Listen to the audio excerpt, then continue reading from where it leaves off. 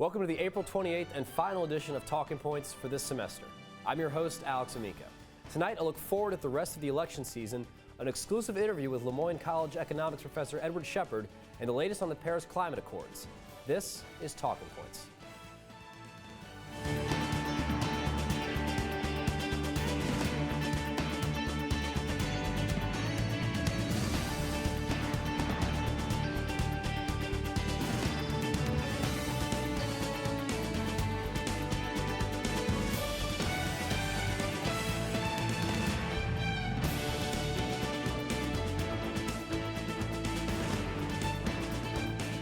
The two biggest stories of American politics over the past year have been Bernie Sanders and Donald Trump.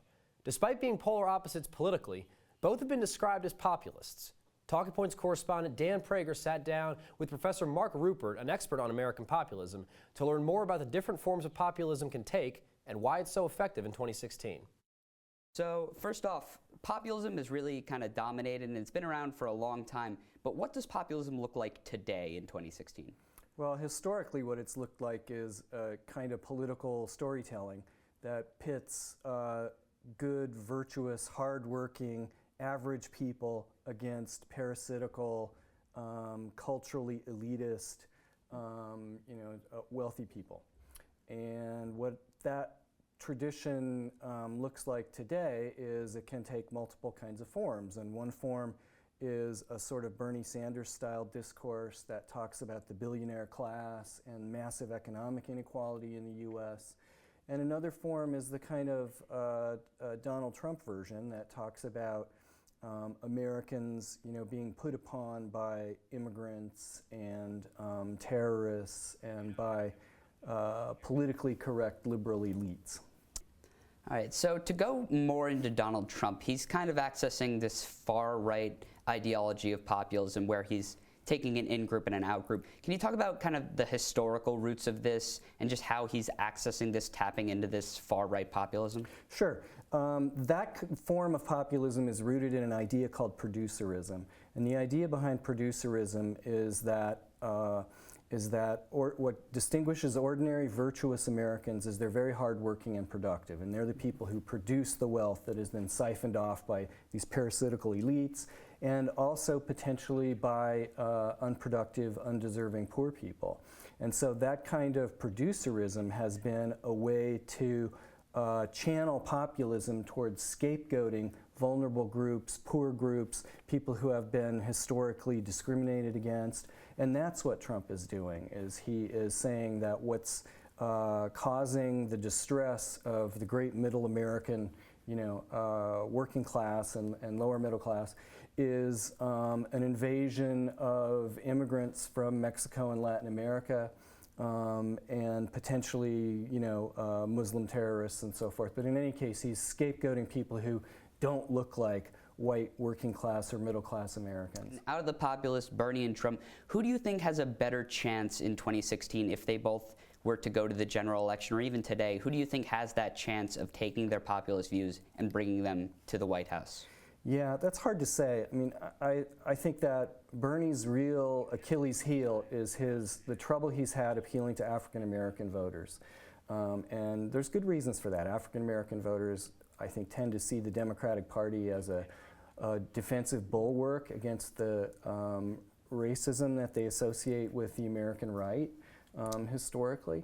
And so, they don't want to give up a bird in the hand in the form of the Democratic Party that's been a bulwark for them in order to turn to something new and different and unproven, which is Bernie Sanders' kind of socialist version of populism. And you said give something up. Do you think this is harming the Republican or Democratic parties here in any way? Well, it could change them in the long term. Both parties have been very content to represent the interests of the wealthiest Americans, I would say, for the last 20, 30 years, Democrats as much as Republicans. And so I think what this is a wake-up call from ordinary Americans saying, our political system doesn't seem to represent the things that we care about most, and we're really angry about it. And so the parties are going to need to evolve to take account of that, or they're going to be marginalized or restructured in some way. So I think, yeah, I think it's a turning point. All right. Thank you, Professor Rupert. All right, thanks Alex, for having me. Back to you. After a Trump clean sweep on Tuesday and Hillary Clinton beating Bernie Sanders in 4 out of 5 states, the presumptive nominees are now more clear than ever. By the time we come back in the fall, we'll know who is officially squaring off in the general election. Joining us now to break down everything between now and then are Talking Points political analysts Josh Carney, Topher Lane, and Dan Prager. Thank you for joining me, guys. So let's start with the Republicans.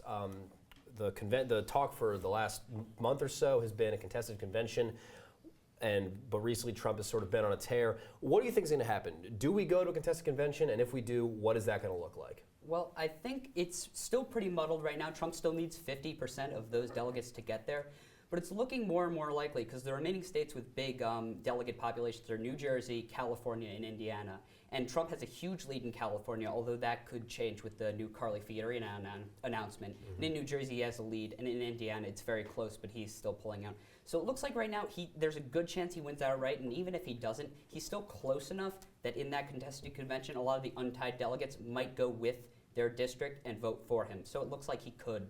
I'd say attitudes are going to play a big role in that as well. You see the whole Kasich cruise, they want to call it sort of a, collective work, but realistically it's them giving up on certain states and going for other delegates. So we see Trump being able to get into a lot of different spots where he maybe hasn't had the same amount of press and the same amount of pressure, but certainly the data points to him getting to that delegate count. But in terms of how effectively he'll be in doing that, remains to be seen. And I don't think that the alliance that Kasich and Cruz have put together can really push him away from getting to 1237. I don't think that there's really it's not going to do that much to really hinder him from getting that 1237 in states like California, where I don't think there's any way that he'll lose in the way that the polling looks now. Right, and for the Democrats, people are sort of already starting to write Bernie Sanders' obituary for this campaign. Do you think that he stays into the convention and sort of tries to exact some sort of leverage on the platform or gets a speaking spot? What do you think his end game is? Does he stay in all the way? And if he does, what is he trying to get? I think he absolutely stays in all the way, because when he boils it down and his political organizers, specifically his campaign manager, boil it down, it seems as if they have already given up a little bit of hope, in which case they're going to start focusing on the political revolution that they're trying to incite, and thus he'll hold out to the convention to make sure that his point is made and to make sure that he obviously gets a prime speaking spot to continue that rhetoric. And I used to definitely hold that viewpoint, but I'm starting to disagree with it in the sense that it's becoming it's so much less likely that he will actually get even to the convention with any possibility of getting a nomination. Even if he were able to swing every superdelegate, he still probably can't get the majority, and it just doesn't make sense for him to actually go to the convention. And real quick, if I could just ask each of you three, I want to hear your predictions for who's facing off in the fall and what's going to happen with the Senate elections. Oh, it's going to be Hillary, Trump, and the Republicans are going to lose a good amount of senators and congressmen because of that Trump effect and because he's so polarizing. Topher? I would say the same. I think that Republicans are going to lose a lot in the Senate. And Josh? Approval ratings are kind of pointing to the Senate staying the same. I ultimately believe that it's going to be Trump and Clinton facing off. All right. Thank you for joining me, everyone. Coming up after the break, we'll sit down with economics professor Edward Shepard to discuss the finances of the D.A.R.E. drug program. Don't go anywhere.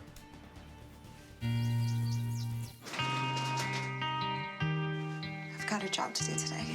I've got a job to do today.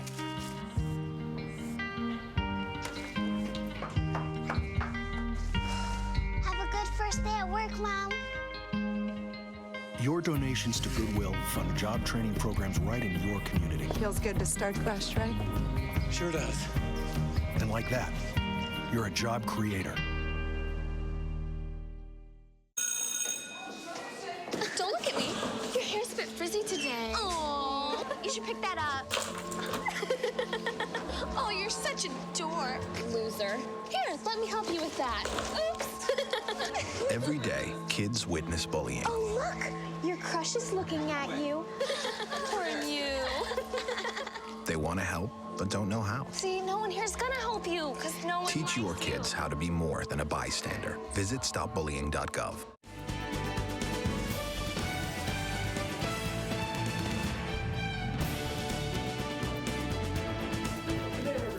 Back in elementary school, a program geared at steering children away from the use of drugs and alcohol by promoting strong self-esteem and discouraging kids from falling to peer pressure.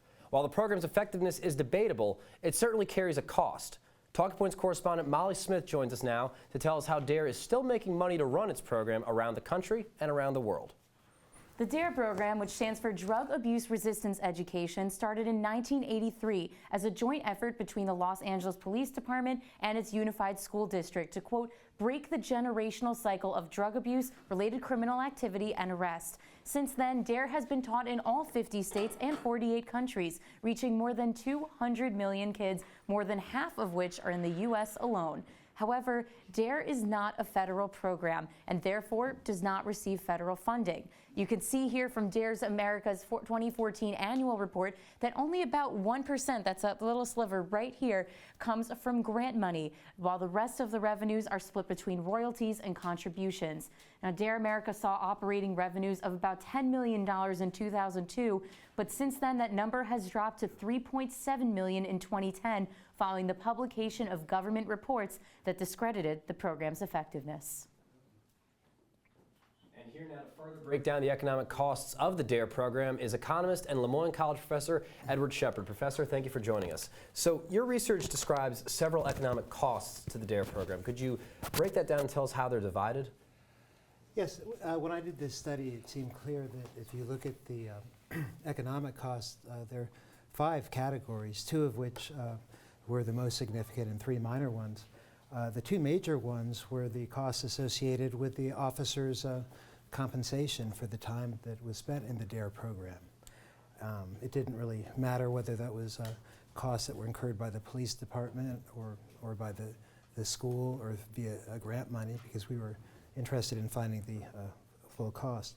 The other cost that was very significant was the cost of the education resources that were used. Per pupil costs back then when we did the study were over $7,000, and the per pupil in total for all of public education, but the costs associated with the D.A.R.E program were in the $200 range. And those 2 items combined for all of the D.A.R.E programs that were conducted came to close to $1 billion.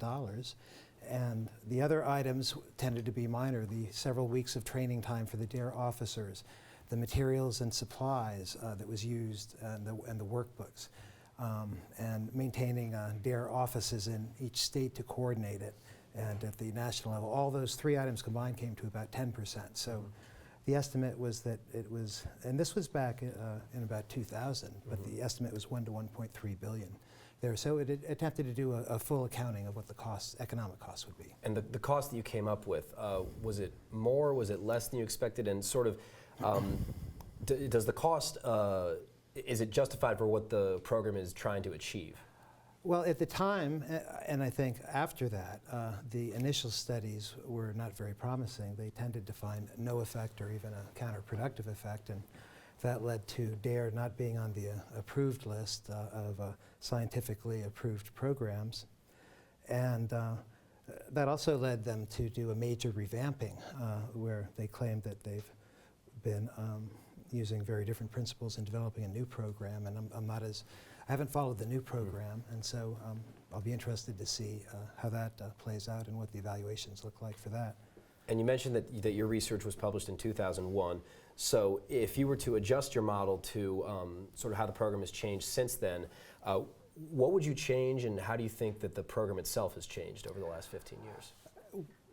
Well, my understanding is that it's been used as much, that after the initial reports that it was dropped around many communities around the country, and that, but it didn't go away. And I'm not really sure the extent to which participation has declined, but I have heard they've been working hard to use a new program to try to redevelop it. I'd really have to look at some of the survey data. When we did that before, we had survey data from several states, so we could get an idea of what percentage of these students were taking the program, how many classes that they had. Right. And so I'd have to get a good understanding of the new program, but also the education costs have risen faster than inflation, and I'd have to account for the new level of compensation. Right. So I could go through the same model. Yeah. I think what will be more interesting is the evaluations of does it work, because if it doesn't work, it doesn't matter whether it costs half $500 million or $1 billion. It's only potentially a good idea if it achieves a good outcome. Professor Shepard, thank you very much. According to the Pew Research Center, income inequality is growing at a rapid rate in the United States. Here to talk about how this issue has developed, as well as its implication to the presidential race, is Talking Points correspondent Hearns Laguerre Jr. According to analysts on incomeinequality.org, we see that income inequality has been growing largely for the past 30 years. This issue can be traced all the way back to the Great Depression. In 1928, the top 1% of families received about 24% of all pre-tax income, while the bottom 90% received about 50%.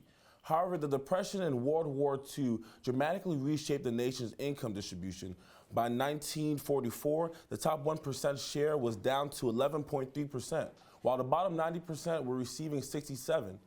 These levels will remain more or less constant for the next 3 decades. However, the gap between the incomes of the bottom 90% and the top 10% was getting wider. Starting in the mid to late 1970s, the upmost tier's income share began rising dramatically, while that of the bottom 90% started to fall. In his last State of the Union, President Obama said income inequality was the first of the 4 big questions facing our country. Presidential candidate frontrunners Hillary Clinton and Donald Trump have commented on the issue, saying that it is becoming more of a global topic. When comparing the average income per family distributed by income group, we see that the top 1% has about $1 million in income, while the bottom 90% holds roughly $30,000. In a Pew Research poll, 55% of Republicans said the economic system is fair to most people. But on the other hand, 3/4 of Democrats, over 60% of independents, said it favors the wealthy. Also, 3/5 of Democrats and half of independents said the gap was a very big problem, versus only 28% of Republicans. With income inequality growing at its current rate, we may see the issue take the spotlight in the upcoming presidential election this fall, when the candidates are asked how can they help fix the issue. Alex, back to you. Last Friday was Earth Day, and in honor of that, a historic agreement was signed in the global effort to combat climate change. Here to break down the latest on the Paris Agreement signing is Talking Points correspondent Paul Dwyer. Paul, thank you for joining us. Thank you for having me. So talk to me a little bit about this signing and sort of what still needs to be done before it completely takes effect. Okay, so the agreement reached back in December. On Friday, 175 nations signed it. It's the largest single-day signing of an international agreement of all time. There's still a long ways to go, though. Countries now have to go back and to attempt to ratify it with their own governments and stuff. That process can take a while, depending on like the different governments.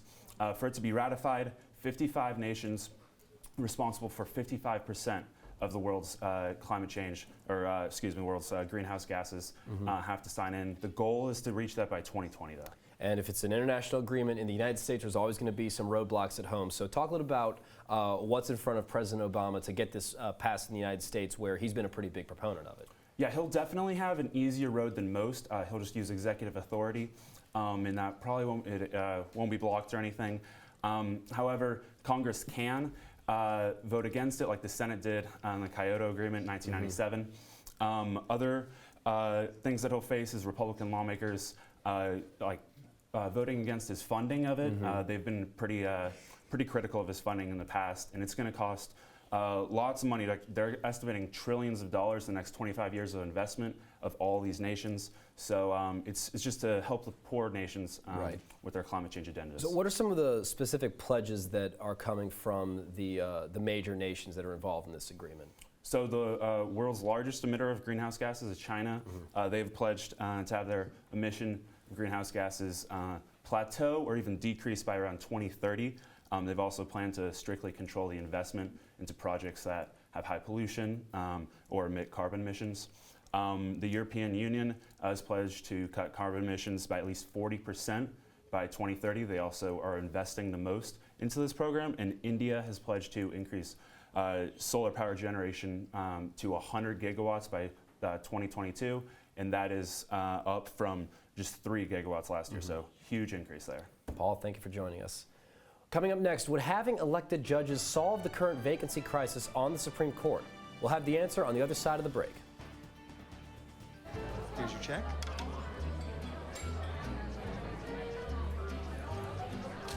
Oh, you got it. You know, since I got rid of my car, I really enjoy walking. Okay. God, no. Getting pulled over for buzz driving could cost you around $10,000 in fines, legal fees, and increased insurance rates. Oh, you're home early. You live with your mom? That'll set your game back a few years. Buzzed, busted, and broke. Because buzz driving is drunk driving. So, I'm kind of new here, but I've noticed a trend.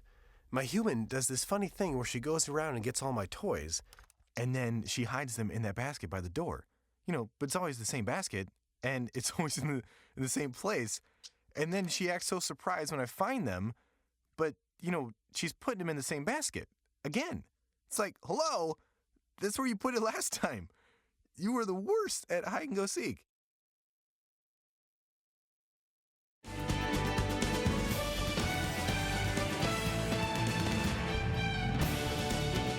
Oil prices have been far from high these past few months, and though oil producers are languishing, one Saudi prince sees this as a time for change. Talking Point's foreign correspondent Elijah Shama is here to tell us just how far that change will go.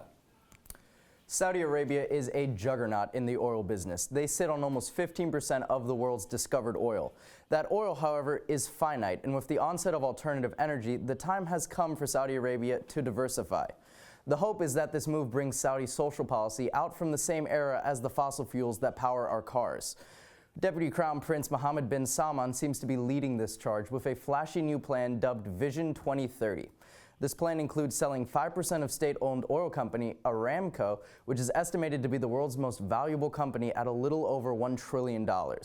Other proposals include creating more affordable housing and a green card system to help expatriates achieve long-term residence.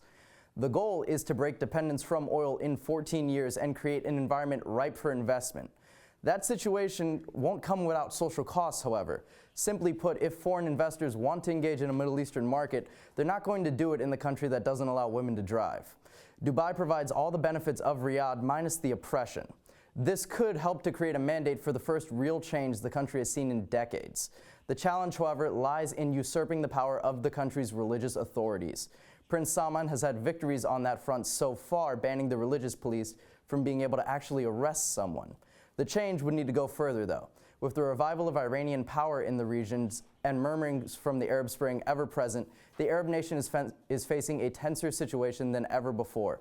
Losing their dependence on oil is a great place to start, but will the onset of venture capitalism lead to the death of fundamentalism? Thanks, Elijah. There are many things the United States does differently than the rest of the world. One of them is appointing judges. While judges in most countries are elected, the United States Supreme Court justices are nominated by the president and then put through a brutal vetting process by Congress. Why is it the case, and does it benefit or hurt the U.S.? Here to explain is Talk Point's correspondent Galat Mohammed. Galat, thank you for joining us. So, what are the arguments for elected judges and for appointed judges? So with elected judges, there's this sense of accountability because, of course, they do need to be reelected to keep their job. But a major drawback of this is that they could be very biased in their ruling towards their backers.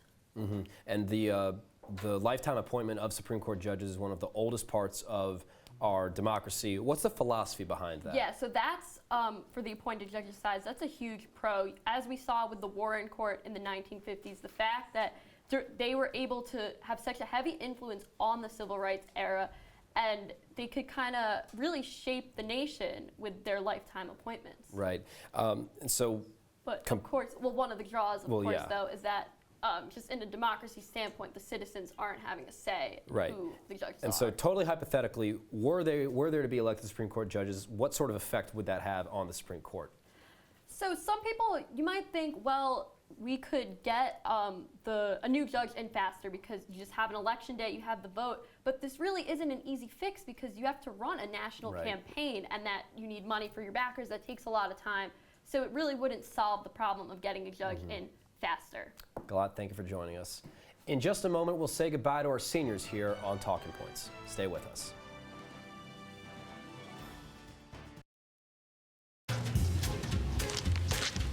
Really?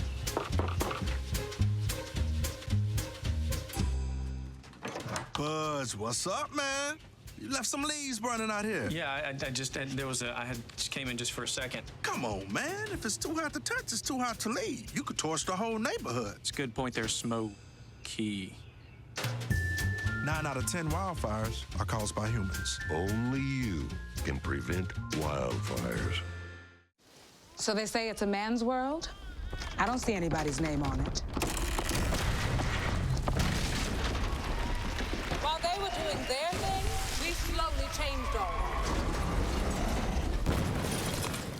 Today, women can do anything men can do.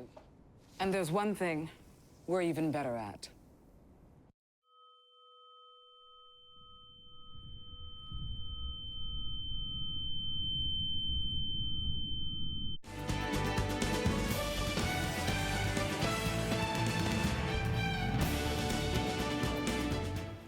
This is the last show here at Citrus for our seniors, Molly Smith, Topher Lane, and our previous moderator, Max D.A.R.E. And now they join me for a final goodbye. So, Molly, I'll start with you. Just take it away. Thanks, Alex. Yeah, this is emotional. I think I let out most of my tears before, so I'm going to keep it together in our final 30 seconds, as one might say on this show. But I mean, it's been an amazing experience here at Citrus. I've been with this show since virtually day one. I've been at Citrus TV since day one, and I think it's really just commendable the work that we do here. You know, we're not here for class, we're not here for work, nobody's getting paid to be here, we're not getting any grades, and we still come all the time. And it really has been such a valuable professional experience, a learning experience, and made a lot of great friends along the way. So thank you to everyone in here, and best of luck to everybody. Topher? I just, you know, it's been such a great experience, everything I've done with Talking Points. And this was my last show. I anchored News Live at 6 before this, and I was emotional, and this probably will be emotional too. But it's such a great show, and it's one of the newer shows that Citrus TV has. And so it's really exciting to see where the show is going, with Mike Riccardi going to his next semester of being an executive producer, and just all of the young talent that we have coming to the show. It's just a great time for Talking Points. And Max, in our final 30 seconds, give me your thoughts. This has been an incredible experience, getting to host the show for a year, work with everybody from Nick Cardona to Claire Moran. Hope you're watching over there in Hong Kong. Claire, thank you for everything you've done. Mike Riccardi, executive producer, is doing an incredible job. Alex Amico is an incredible host for this show, and moving forward, I think Talking Points is going in very, very good directions. And behind these cameras, you got an incredible crew of people. So thank you to everybody who's really made this the show that it is today. Well, seniors, thank you very much for all your hard work. And finally tonight, I'd like to end with this. It's really been a heck of a semester in terms of stories we got to talk about. We saw that Donald Trump's stunning poll numbers translated into actual votes, and we've watched the political world scramble to make sense of what was happening, ourselves included. We saw the loss of a Supreme Court justice who is an institution on the bench and the beginning of a bitter fight to replace him that is likely to continue for many months. We talked about issues in Syracuse, Saudi Arabia, Japan, China, and everywhere in between. We saw the first visit by an American president to Cuba in a generation, elections in Iran and Peru, and an impeachment proceeding in Brazil at the same time the country prepared for the Olympics and battled the Zika virus. We saw the worst of humanity through terror attacks in Brussels, Turkey, and Afghanistan, and we saw glimmers of hope, like when the Nigerian army rescued 800 hostages from Boko Haram. There's an old saying, "May you live in interesting times," that's meant as a curse. We live in interesting times, but it's truly a blessing. We live in interesting times that still have too much heartache and struggle around the world, but we live in times where we have the ability to fight the despair in our world and are beginning to summon the will to do so. In our own country, we live in interesting times where there's a chance that our next president will be another barrier breaker, and the race to decide who is going to be one of the most exciting in years. This summer and the months and years to come are going to be interesting times. They're going to be controversial times. And while we may have heated discussions and disagreements about whatever events may come, I hope that we can always put our friendships first. As Edward R. Murrow said, never confuse dissent with disloyalty.